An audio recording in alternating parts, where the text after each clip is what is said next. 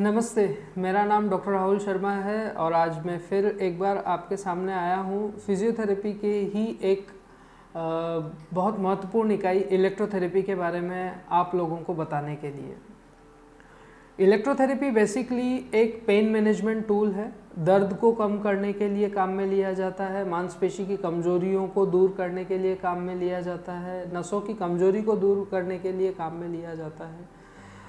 Electrotherapy का basic goal, electrotherapy की मशीनों का बेसिक गोल होता है शरीर में जहाँ दर्द है उस जगह पे खून के दौरे को इम्प्रूव करना, मांसपेशियों के उन मसल फाइबर्स को जो प्रॉपरली कॉन्ट्रैक्ट नहीं हो रहे हैं या जिनमें प्रॉपरली संकुचन नहीं हो रहा है उनको संकुचित करवाना या कॉन्ट्रैक्टिबिलिटी उनके लिए मेंटेन करना। अगर आप कोई मूवमेंट नहीं कर पा रहे हैं तो वहाँ की मांसपेशियाँ कमज़ोर होती चली जाती है, जिसे हम मसल वास्टिंग बोलते हैं।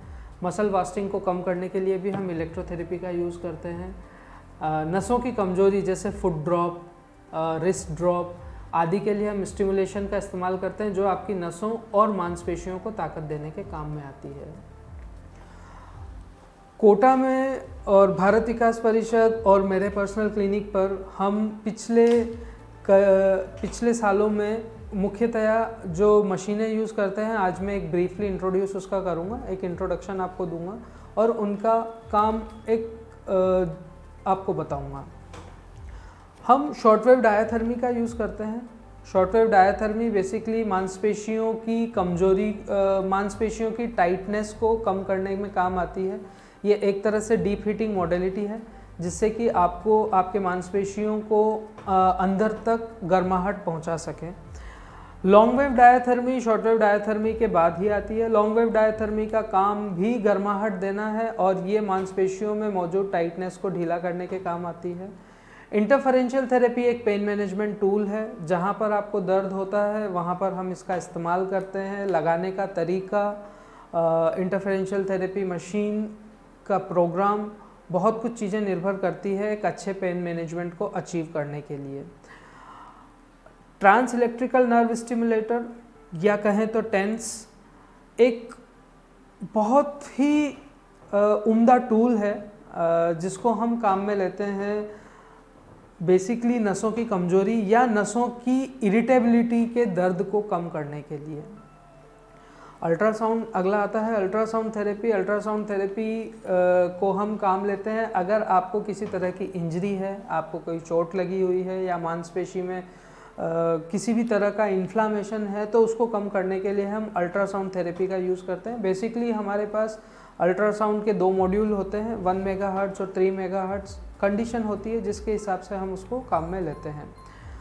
अल्ट्रासाउंड को हम अगर किसी दवा के साथ काम में लेते हैं जो कि प्रेस्क्राइब्ड होती है तो उसे हम फोनोफोरेसिस या आयंटोफोरेसिस का नाम लेते हैं, जो कि काफ़ी इन्फ्लामेटरी कंडीशन में अच्छा परिणाम देती है।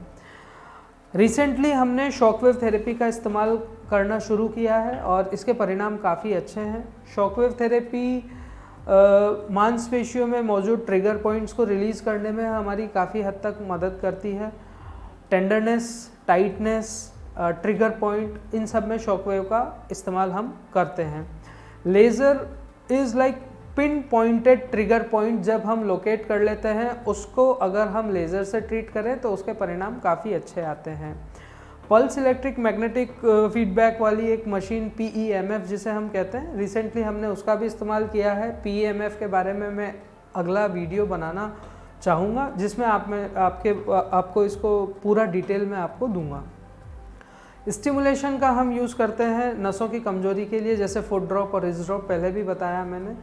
इसके लिए हम स्टिमुलेशन का यूज़ करते हैं। Facial palsy, Bell's palsy, paralysis, जब मांसपेशियों में ताकत नहीं रहती है, नसों में कमजोरी होती है तो हम उसको स्टिमुलेशन की सहायता से ताकत देने की कोशिश करते हैं।